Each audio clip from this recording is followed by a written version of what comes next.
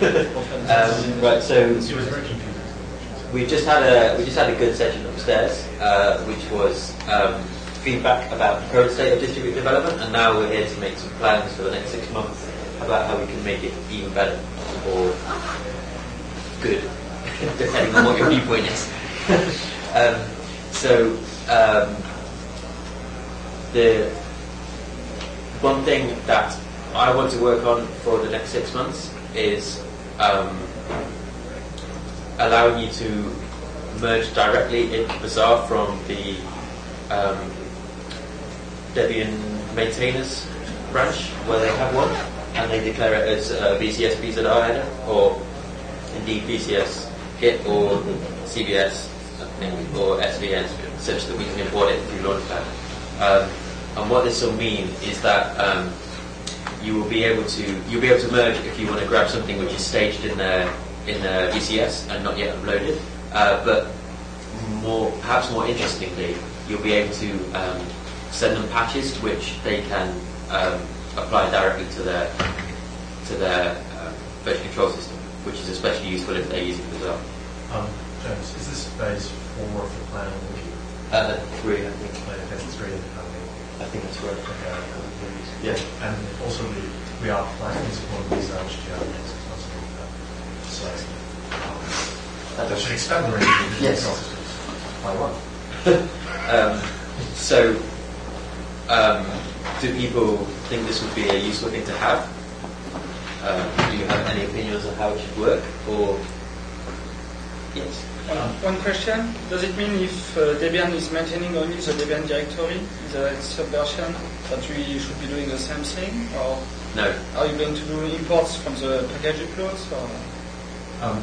So we already do imports from the package uploads. Yes. And then we'll do some. So the idea is that we'll do some magic to make the Debian mini thing appear as to be mergeable directly, such that it will merge in the packaging into your full source patch, because full source is the way forward. This requires a little bit of magic on the part of Bazaar, but the magic exists in a plugin, and so it should be robust. But I haven't tested it on a large scale. But yeah, it's a good question. Well, related to Seb's question is, will the Debian maintainer import branch be related to the package branch? Yes. Yeah. So the aim is to make their branches related to what we have now. The same way as if we had an upstream import, the upstream branch would be related to the package branch. Yes, it's the same idea, but just starting with the Debian maintainer stuff and then doing upstream later. So in the end, we could get upstream, Debian, Ubuntu, all linked. All linked, all mergeable. But are you planning on doing that in the next 6 months? Planning on doing the Debian part in the next 6 months and the upstream part after that. From listening in the feedback session, I mean, everyone, but mostly Matthias Lotz, was saying that it would be very good. Like it says, the upstream to merging into Ubuntu. Upstream merging into Ubuntu sounds kind of like a more pressing need from what was the impression I got. It's pressing, but it's also blocked, I think, because we're often, because the actual flow is often happening via Debian, so okay. a lot of that. Sure, no, that makes sense. That's true, but do we have a requirement to make the package maintainers version control system mergeable first? I'm not sure. Certainly, the subversion we certainly don't. But were they using a distributed version control system? It sounds like it would be. Would it make it any harder to plug Debian bits afterwards?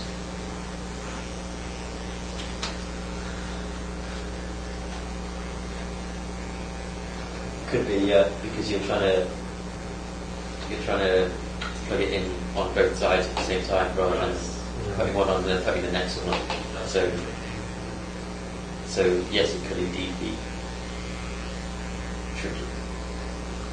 I mean, one of the reasons we not to say this, one of the reasons we've been concentrating on getting worse working would be to get rid of, would be to simplify the huge time sink that is emerging from the Sure.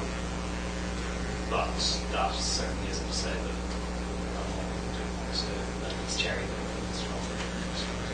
But of course, given Bazaar to limited support for cherry picking, we might as well just apply the branch.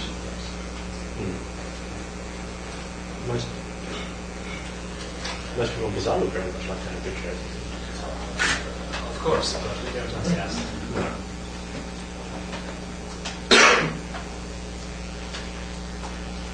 I also get the impression that they don't quite know how to do a proper cherry picking support. It's still something in the research project, isn't it? Proper cherry picking support in Bazaar. It's difficult. As I understand it, we should start recording again. Right. And then, Then figure out what to do with it. yeah. Right. Okay. Yeah, in my opinion, the issue is less like how to do it, but more that no one really can say what better cherry picking support means. Everyone wants it, but Yeah. But actually, yeah. Okay. can you say what you actually want? But yeah, recording it is obviously a good first step. Yeah. Can the people hearing the video really hear these soft-spoken conversations? Oh, the video is not being passed. There's 2 microphones right down there. Yeah, but the voices are so soft, I just wonder if anybody can hear it. Oh, I'm happy to speak up. Yeah. Yeah. Sorry, I'll speak up. Thank you for the reminder. Would someone else take the copy list? So I'm trying to type as I think. The names of the ISC. Oh yeah. Yeah, so I think it's a good question of whether the Debian trees are the best thing to make mergeable for the upstream trees. My impression is that there will be less impact, less. It will make less of a difference to us, but it's perhaps an easier problem to tackle. Yep. So it'll be a good kind of practice run in some respects. Okay. Because it starts to exercise things like coding ports and things. Yes. A lot more. Like what's that? VCS imports on Launchpad because we'll be relying on them to be up to date and Reliable. reliable. Yeah. It would help if Gmail were reliable as well. Debian imports. It's reliable when it only 50% of the time is actually running. It seems to extend periods of downtime. This is merely from external empirical observation. That was because it wasn't being monitored. It is not being monitored. It is now, so when it goes down, we'll know about it. Okay, good. Yeah, so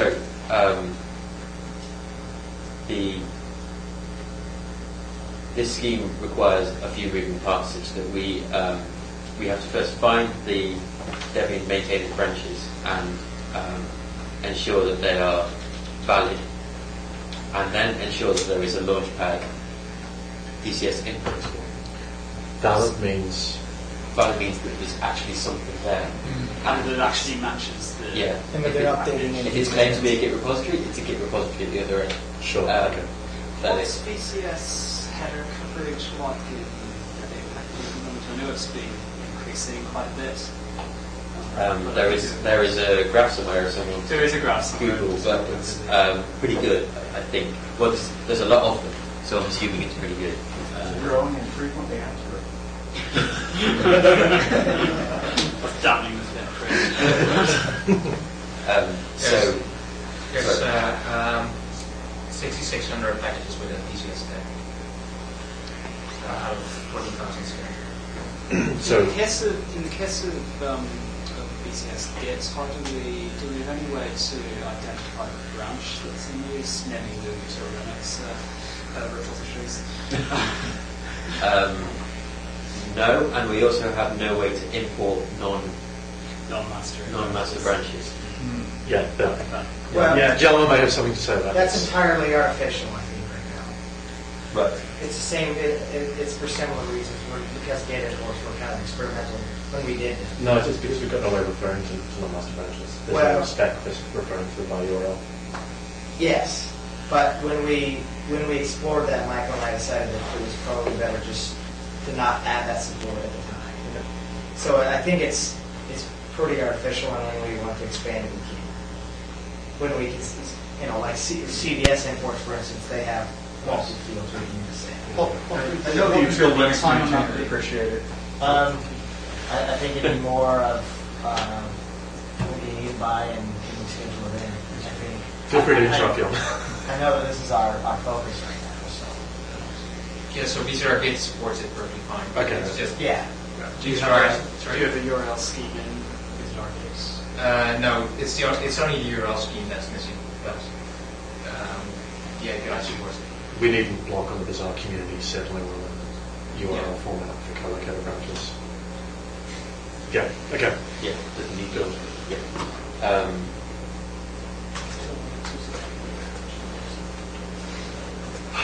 So the next thing is A, can Launchpad handle 5,000 new VCS imports?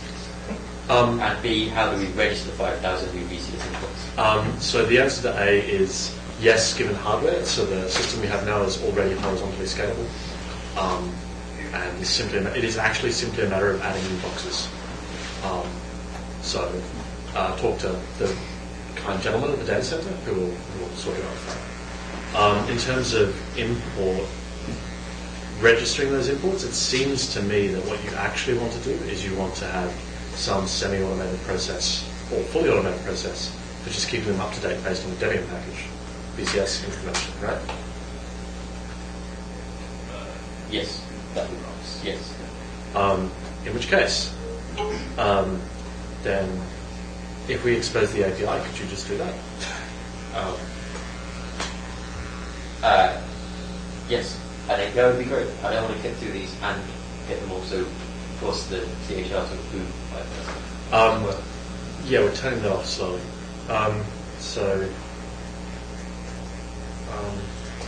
Code imports, there's a problem with exposing code imports via the API, isn't there? There is, and I'm working on that right now. Cool. So, That would be great. yeah.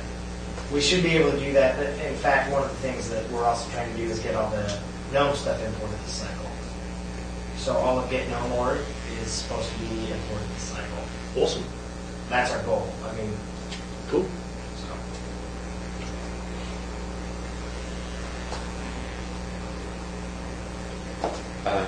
So once we have the imports on Launchpad, we then need to start including them and start merging them in. So this will require us to have reasonable confidence that they are up to date when we run. Are they currently triggered once a day, or I believe it's every 6 hours, 6 hours? I think. But there's the import policy pretty much. Yeah, and we can expose that over the API if it's not already exposed. The problem is, one of the problems with up-to-date, well, this isn't a problem for Debian, but this is a problem for... So who's writing the building?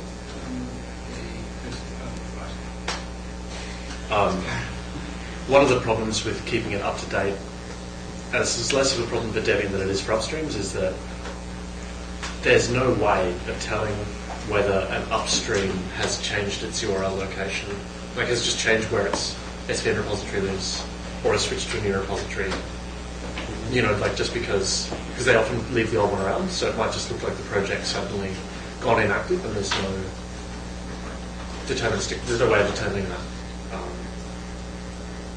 when things go out of date. So we can have imports that, even though they're importing reliably, we're just looking at the wrong place. Yes, I'm willing to live with that. Because we will have the second process, which when they upload the package to the new VCS WhatsApp, we will update the location of, Right. of the import. Right. We can't yet. This will be a problem with upstreams, though. Yes. So, be warned. Yes. Maybe have a way for it to notify, like, hey, there's been no change upstream for a month or whatever. So maybe you might want to go check and see that it hasn't. We could do that, but we really don't want to flag. Like a lot of open source projects don't get changed for a month. I think maybe a month or you might you want to set a variable You could do for it. a project saying It might be this one doesn't do anything for a year, that's unusual for it. It might Yeah. be interesting to track when there's a cliff in its commits. Yeah, like a Density. yeah. Or could you use You could always make it human. You could always introduce a human element, but Well, see you- if we flag those for review. But if it goes from 10 a day to 0, then it's or use the upstream version from the Debian package if that changes. Yeah. So yeah, like certainly like there's a statistical approach we could take. We already get people flagging stuff for saying this is out of date, can you fix it, or whatever. We really want to expand the process of approving those to the community because Launchpad developers are sick of approving code reviews, code imports. Or we should just make it so you don't have to approve them. That would be nice. So the other thing is we can say import natural. How do we know when it's likely to, when Launchpad has made its best effort to get it up to date? There's data, metadata on the code import system that you can inspect. So over there, go and say when was the last time this Yeah. import was tried? Yeah, and you can compare it against revision IDs, the revision data, and so forth.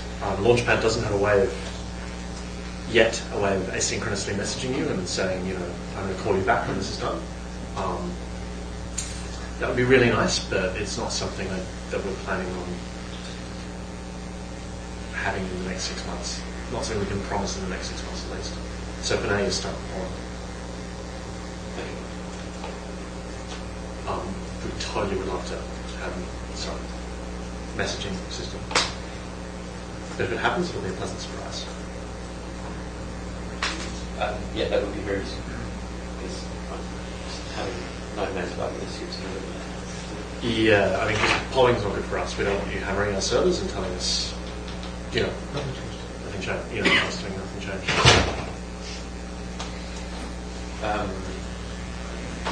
So the next stage is as subset to when it's Debian only, to turn it into something which is mergeable with full source branch.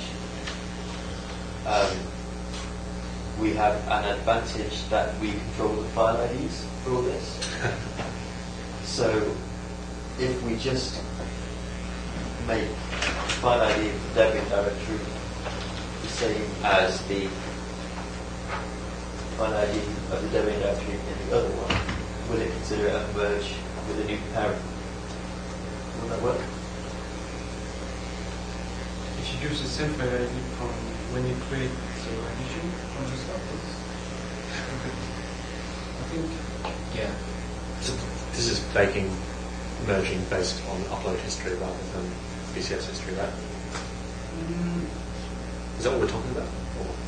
No, so some packages only version the Debian directory, not the full source. I see. We version the full source. It's the one true way. Yeah, but other people get it wrong. Yes. Yeah. And so we must correct their mistakes for them. Yes. So what we need to do is use it on merge into without doing what use it on merge into. Right. Okay. And it's just because you control the file IDs, it's just forcing the file IDs sufficient. Yes. It'd be pretty easy to run an experiment. I'm not sure. In theory, if it's not, we will do what is needed Right. to make it work. But the intent is to represent the same file, so within the same file is a way to achieve that. And then we need heuristics to figure out which revision corresponds to the upload process.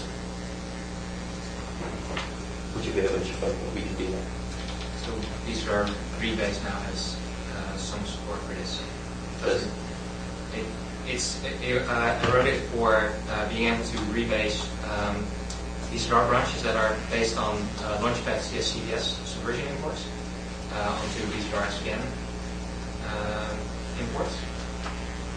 But you could use it for Debian versions as well. That's cool. That might be incredibly useful. Thank you.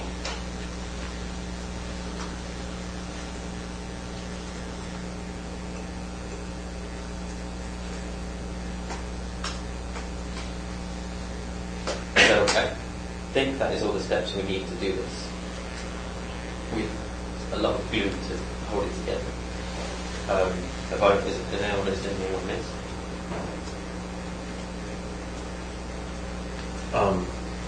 It would be cool to have some things like progress tracking on this, just to see how much of Debian we have imported versus how much we've got left to go. It would be good to have that somewhere that people can look at and go, wow, great. Yeah. We do need to, and I don't have the copy in front of me, but is there an action item for someone to get in touch with Canonical infrastructure for all the new computers? I've noticed that there might be a need for Yeah, there should probably be an action to get that done. capital letters and everything. Yeah. So I'm going to put you a link for that. Sure, just as long as you email me the copy document.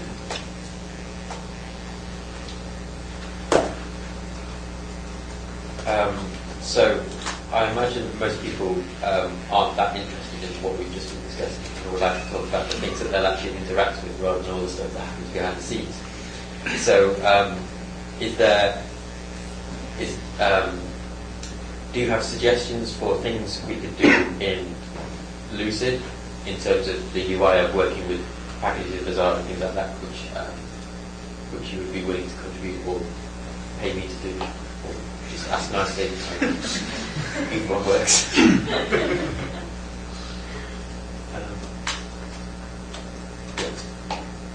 Has anyone got any suggestions, or you're just here to find out what's being planned? Because we might be able to do a deadline. So what about, I don't know, so I don't do enough Ubuntu development, but does apt-get source still have nothing to do with the Bazaar branch? It's telling you. Yeah. So it tells you about a branch, which is probably the one that we would maybe not use for my world. So it's, we painted ourselves into a bit of a corner with this one, but kind of intentionally. It tells you about the branch that's in the control file that is therefore the upstream branch. Right. For some value of upstream. But we haven't overridden that on a large scale to be because we didn't because that's useful information where the Debian maintainers want, so we don't necessarily want to. We agreed a standard for dealing with that on the virtual valve. We did a couple of years ago. Whether this is actually in widespread deployment is a different question. There is a standard of doing XS-Debian that thing. XS. Look at any installer package that has the Where you kill Linux as long as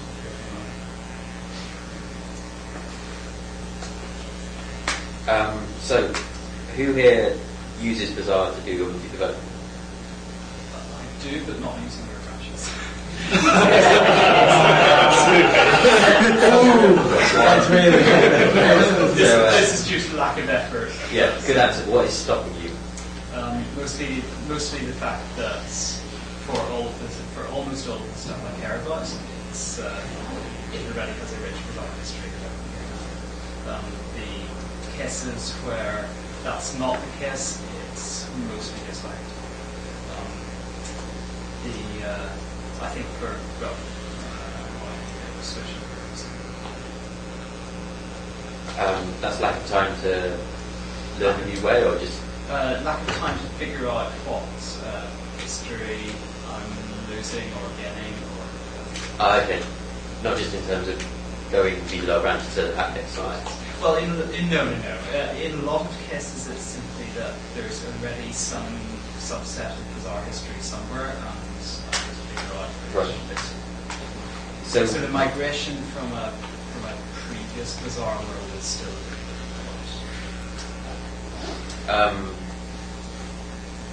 but so you said you had some richer history branches. right for cases where we've just been for native stuff, it's a lot easier, right? Yeah, did you email the list of branches to me? Yeah, because I now have the power to make those branches the official ones. So do I. That's true. But that's a special case. But yeah, I have a script to do it, which You have a script, that's much better than you speaking HTTP to Launchpad. Yeah, okay, I'm sure. So, yeah, if you do that, then remove the issue basically, because everyone will start using yours instead of getting you to use ours, which is clearly the better way around. So that applies to anyone in the room. If you have full source branches which you've already used and have a rich history, and you want to continue using them, then they must be hosted on Launchpad as well. Put them in an email to me and tell me you want me to use that instead, and I will make it happen. That sounds like an excellent thing to say to a wider audience in this room.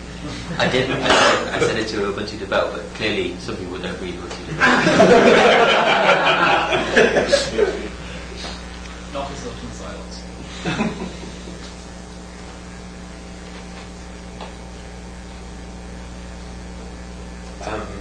So one thing I said that was going to happen this cycle is when you use BZR merge package to merge a package from Debian, say, the changelog will be attempted to be merged in a more sensible way than currently happens.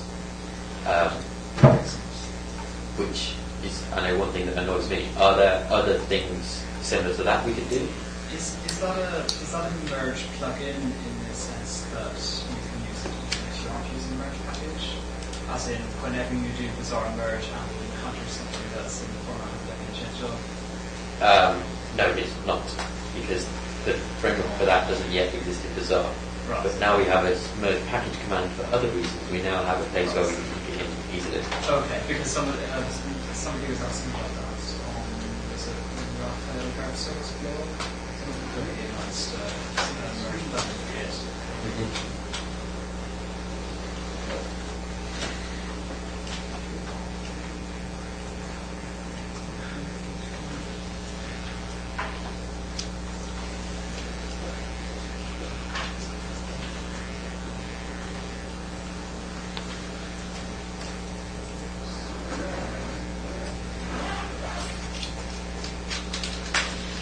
So I'm interested in what other blockers exist for people using the system, because I think they would be good for us to target right now, so we can get some more feedback from people about things. But does anyone have anything which particularly stops them, other than just sponsors how to handle merge requests from contributors, because that's one reason I was not using BZR, is because anytime I would try to do a sponsor would be like, can you just make it into a dev div? Because this branch thing, Of course, you don't have to use branches you don't have to make contributors use branches just because you're using Bazaar yourself. No, but I mean, if a contributor is using Bazaar and he's going to make a branch and they're trying to get it merged and they're trying to get it sponsored, and it seems a bunch of sponsors are just but then go, I don't know what to do with that, that's a branch. Can you turn it into a dev div for me?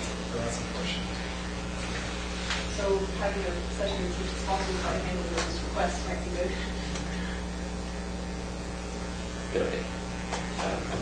There is documentation, but clearly that's the wrong way forward. When you create a merge proposal, what is the default sponsor? The default reviewer. Yeah, the default reviewer. The default reviewer is myself, Colin, and Gemma. Oh. Awesome. Guys, sponsor everything for So us. So you know how occasionally people sometimes complain about Launchpad sending too much email. We wanted to introduce this new feature and not have that complaint made about this particular feature. So we deliberately initially kept the review team quite small. It's a very interesting problem from the Launchpad side to say, given this merge proposal, who is actually interested in looking at it without spamming an entire Well, yeah, because this is what I was doing when I was creating merge proposals for Eucalyptus. I was actually asking Dustin, for example, to be the reviewer, or Thierry, or so I knew the people I was actually. Can you specify people? Yeah, you can specify people. But if you don't know anyone, like who just created a package and asked. Yeah, that doesn't work for occasional contributors who just. It's possible. Random or it sort of does, but sometimes they select something. Yeah, could we change it to Ubuntu reviewers next to that? Yeah, once we have that team with the mailing list connected, then yeah. The contact address for the Ubuntu small service line. And Ubuntu Dev, and, like, I think it's a bunch of things now to just try and catch all this email and fun. Does it not go to the maintainer of the project for review for anything like that? No. It does for a project, but we're talking about Ubuntu, which doesn't like have any maintainer to speak of. Yeah. But yeah, we now. So when we discussed this like 6 months ago or something, we didn't have a team we could just pick. There was no good default. No, like it was like, do we really want to send this to Ubuntu Core Dev sort of thing? Yeah. The answer was please no. So we now have that team. So you would be willing to put in like a special case? Well, no. We'd be willing to remove our special case and let you set the team, I think. Oh, of course, because it's configurable. Yeah. I have a question on that. I mean, is the information on who to contact actually available anywhere? This is a problem even for humans. Yeah. I mean, we have various things like there's a page somewhere in the wiki with things that are people who are responsible for around areas, developer responsibilities like this. I mean, it's kind of vague, and it's only really set up for convolutionalness and the old thing that we could think of. It's like all wiki pages, I guess. It's possible that when package sets start to be used a bit more, we could use those, but I don't think we will address this. Okay. You can. There are a bunch of heuristics. You can look at the changelog who typically seems to upload things. You can look at who's subscribed to who's a bug owner, whatever the terminology is, a bug supervisor. You can look at who seems to reply to bugs and stuff. sure. But I mean, given that people can actually just set who the default code reviewer is, maybe we should just. You could flip it and let people like subscribe. Like, actually, I think this should be associated with the developers who are subscribed to the package. Yeah. That's as close as we have to it. Subscribe to the bug mail, or subscribe to the bug mail for the package. If you're subscribed to the bug mail for the package and you're a developer, then maybe we need to. So you can already subscribe to a branch, and if you subscribe to the package branch, then you get the code review information. So maybe I just want to make it so we already had difficulty getting developers to subscribe to bug notifications on the like we want place. Okay. Yeah, it does sound like a good first step, though, as the Ubuntu reviewers team, which is simple to do and doesn't require special inferencing based on. No, I mean what Colin is suggesting is it's very easy to get as well. To get the subscribers for the bugs because you don't think that that's. Sure, but I really despise code in Launchpad that says if Ubuntu do this, else do something completely different. Well, it's not. It could be if distribution, then if you're subscribed and you have upload privileges, which is in practice only implemented for Ubuntu and Launchpad, really, but yeah, we can talk. We can talk through that on a bug report. The truth is that we actually have a slot for the upstream. We assume that it's one person for the whole upstream, or one slot for the whole upstream. Right? One team for the upstream. There's one slot you can put a center team for the whole upstream. Yeah, which is. And for Ubuntu, that wouldn't. Well, per package is how it would. We discussed. Yeah, like there is a slot for package. There is? Yeah, but the problem is there are 16,000 packages. And per package name, right? Per source package. So I mean, we've been trying to, Brian Murray in particular has been campaigning to get everything in end to have somebody who's at least vaguely prepared to acknowledge its existence. Harder than you think. Wow. He's been making good progress, or at least everything in Mainnet has some bugs spotted against it. Yeah, right. Somebody ought to. Everything that's used. Yeah, somebody ought to theoretically be prepared to move. And he's been making some progress in that, but I'd hate to have to go back and start again. Yeah. So if we can either use the same thing or do some data migration on that. We could do data migration on it, but I think. Yeah. I guess we can do data migration on it and set that slide. Right? I guess the question is, what will the process be going forward? The migration is pretty easy. Sure. What's the process going forward? The other issue is that it's an ACL from, right? And we can have multiple subscribers, but you only have one default contact there. That's unfortunate.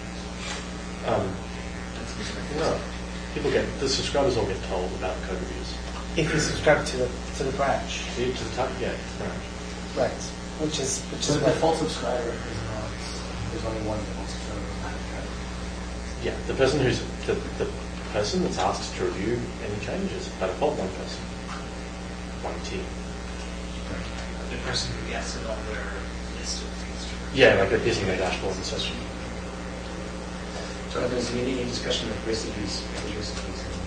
Not yet, no. Is that the session? Do we have a separate data build tools? There is a... As in build dev recipes? No. Builder. Yeah, exactly. Yeah. So is there a session? I think there is, yeah.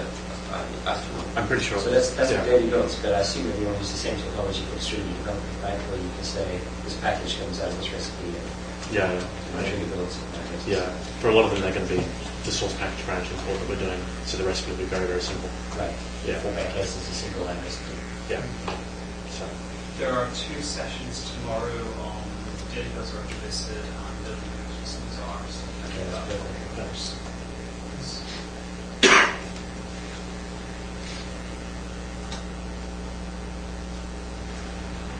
So, was there a result from your discussion over the default review? We'll send it to a bunch of reviewers for now, and then look into doing it better later. Cool. That's good. And should we do something about the moderation handling on the original reviews mailing list? It's kind of painful, isn't it? It's kind of, yeah. Did you see someone this morning sent us there was some kind of nasty gram sent to individual reviews. Yeah, well, it was a review of Ubuntu. Yeah. Yeah, but yeah, we should. I don't know. It genuinely hadn't occurred to me that was the thought process involved. You're obviously right. Yeah, so I'm not sure if we should. Or possibly because he also sent a separate copy of it to me personally. Oh, really? Ouch. I don't think it had anything to do with me.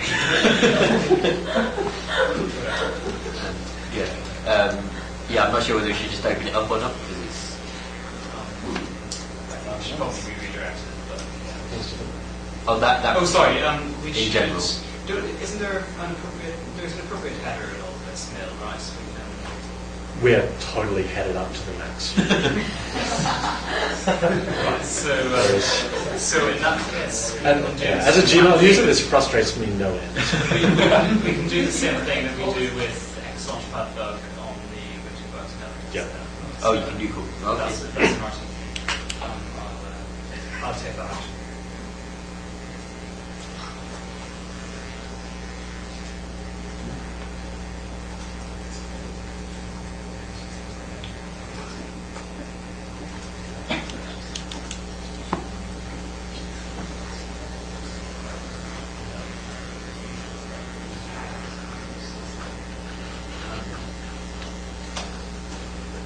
Are we going to have a plenary session about distributed development, like a demo?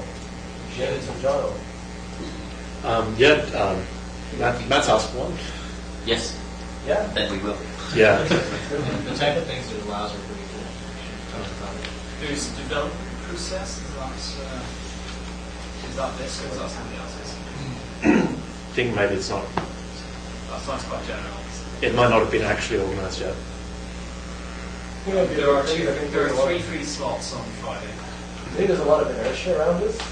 People that don't really know how it works, and Yeah. never seen it happening in action before, so they got a nice demo. And risky. John has a theory about them. Me? Yeah. Should never do it. Yeah, basically, yes. So last time I decided that this was a good thing to never do a demo, so I pre-recorded a screencast. You should never do a visual That was stuff. actually great. And then the video wouldn't play. So,